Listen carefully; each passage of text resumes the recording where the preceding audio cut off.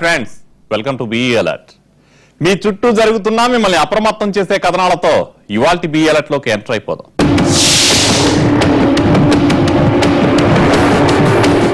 ప్రేమ ఎంత మధురమో ప్రియుడు అంత కఠినమని ఇప్పటికే ఎన్నోసార్లు రుజువైంది. ప్రవర్తన సరిగా లేదని పెళ్లికి నిరాకరించిందని ప్రేయస్పై కక్ష కట్టాడో లవర్. ఫ్రెండ్స్ సహకారంతో ప్లాన్ ప్రకారం ఆమెను అంతం చేశాడు. నల్లమల అడవుల్లో నిజాన్ని పాతేశాడు. ఎవరూ తనను చేసిన పాపాన్ని పసిగట్టలేడనుకున్నారు. కానీ తమను తక్కువ అంచనా వేశాడని పాలమూరు కాకీలు నిరూపించారు.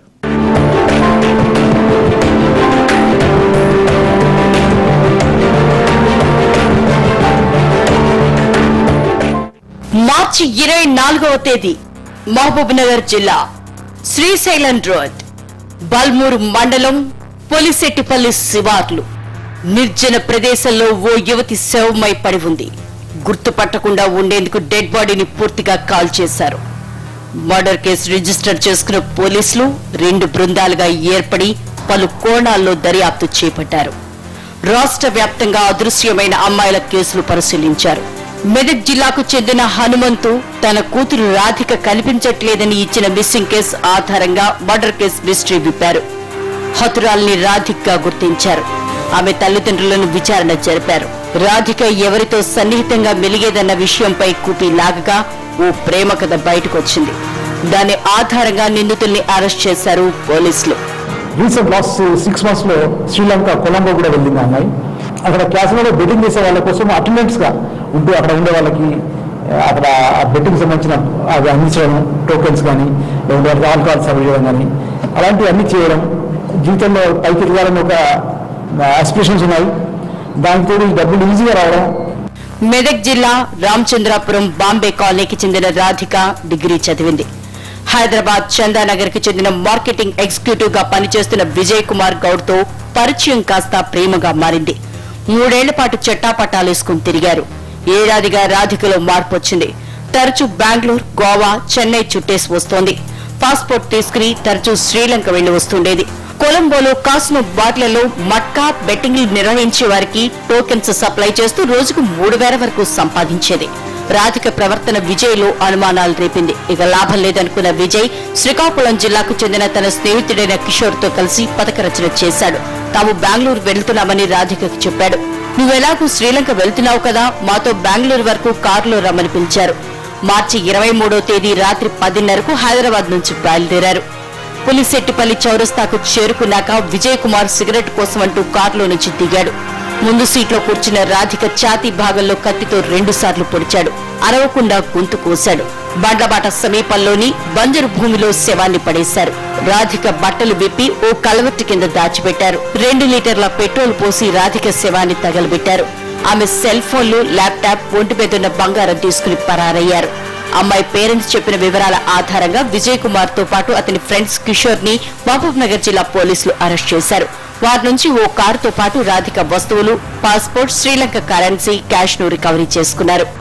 మ్యారేజ్ చేసుకుంటే రిఫ్యూజ్ చేయడం ఇవన్నీ ఆయన సైకలాజికల్ గా డిప్రెస్ అయిపోయి somehow he wanted to eliminate her. Vijay Kumar Goud and Kishore ఇద్దరు ప్లాన్ చేసుకున్నారు. 23rd నాడు నేను ఎప్పుడైతే బెంగళూరు వెళ్ళాలంటే నేను పికప్ చేసుకుని నాకు కారు ఉంది విజయ్ కుమార్ గౌడ్కి. ఆ కారులో ఈ రాధిక గౌడ్ పికప్ చేసుకున్నారు. ఒక 50 మీటర్ బాడీని డ్రాగ్ చేసి పెట్రోల్ తో డౌన్స్ చేసి ఆమెను కాలు పెట్టారు. ఆడపిల్లలనే సంగతి మర్చిపోయి అత్యాశతో అడ్డదారులు తొక్కిన రాధిక జీవితం చివరికిలా విషాదాంతమైంది.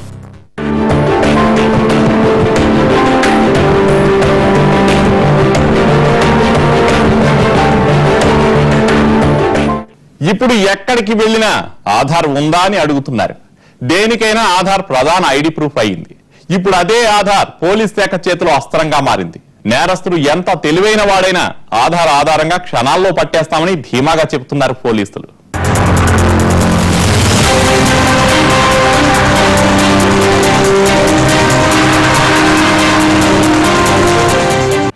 ఏ 2 వ్యక్తుల వేలిముద్రలు ఒకేలా ఉండవు. ఎక్కడే నేరం జరిగినా నిందితుల్ని పట్టుకునేందుకు పోలీసులు నానా తంటాలు పడుతుంటారు. క్లూస్ టీమ్ సేకరించిన ఫింగర్ ప్రింట్స్ ప్రధాన క్లూ అవుతున్నాయి అనేక కేసుల్లో. ఇది ప్రయాసతో కూడిన ప్రక్రియ, సమయము ఎంతో వృధా అవుతూ ఉంటుంది. అయితే టెక్నాలజీ అందుబాటులోకి వచ్చాక కాకీల కష్టాలు కొంతవరకు తీరాయనే చెప్పాలి. కొత్త టెక్నిక్స్ తో నేరగాళ్లను పట్టుకునేందుకు పోలీసులు ప్రయత్నిస్తున్నారు.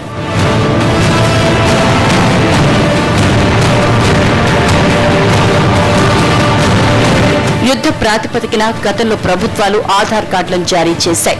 ఆధార్ కార్డులు పొందే లబ్ధిదారులు పూర్తి వివరాలతో పాటు చేతి వేలిముద్రలు, ఐరిస్ ను సేకరించారు. అలా ఇండియా మొత్తం మీద 18 కోట్ల మందికి సంబంధించిన డేటాను ఆధార్ సంస్థ స్టోర్ చేసింది. తమకు ఆధార్ లింకేజ్ కావాలని ఎప్పటినుంచో పోలీస్ శాఖ ప్రభుత్వాన్ని కోరుతోంది. ఇటీవల జరిగిన పరిణామాలతో ఆధార్ డేటాను తెలంగాణ పోలీస్ డిపార్ట్మెంట్ కు లింక్ చేశారు. మనం కంప్లీట్ గా ఈ సర్వీసెస్ ప్రొహిబిట్ చేయడం లేదు. కేవలం ఈ సర్వీసెస్ మాత్రమే ఆన్లైన్ ఇచ్చేటప్పుడు కొన్ని జాగ్రత్తల కొరకు ఆధార్ ను మనము ప్రిస్క్రైబ్ చేయడం జరిగింది. అంతేకాదు, మన దేశంలోని అన్ని కోర్టుల్లో ఉన్న ప్రతి నేరస్తుల డేటా తెలంగాణ పోలీసుల చేతికొచ్చింది. మున్సిఫ్ కోర్టు నుంచి సుప్రీంకోర్టు వరకు ఉన్న నిందితుల జాబితా ఇప్పుడు మన పోలీసుల వద్ద ఉంది. ఎక్కడే ఘటన జరిగినా స్పాట్ లో దొరికిన ఫింగర్ ప్రింట్స్ తో పాటు ఇతర వివరాల్ని ఆధార్ తో సహా కోర్టులో ఉన్న డేటాతో పోల్చి చూస్తారు. ఇలా అత్యంత సులభంగా నేరస్తుల్ని పట్టుకోబోతున్నారు. ఆ వెరిఫికేషన్ క్రైమ్స్ లో ఇన్వాల్వ్ అయిన వాళ్ళకి ఆ అట్టి విషయంలో మాత్రమే మేము మళ్ళీ ఫిజికల్ గా వెరిఫై చేసి వాళ్ళకి సర్టిఫికేట్ ఇచ్చే ముందు ఫిజికల్ వెరిఫికేషన్ చేసి చేయడం జరుగుతుంది. ఇప్పటికే వాట్సాప్ ను విస్తృతంగా వాడుకుంటున్న జంట కమిషనరేట్ల పోలీసులు ఎన్నో కేసుల్ని సులువుగా పరిష్కరిస్తున్నారు. ఇప్పుడు ఆధార్ లింకేజ్ తో అనేక కేసుల చిక్కుముడి వీడబోతోంది.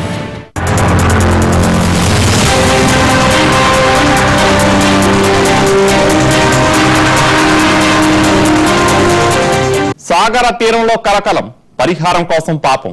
స్పెషల్ స్టోరీస్ షా బ్రేక్ తర్వాత.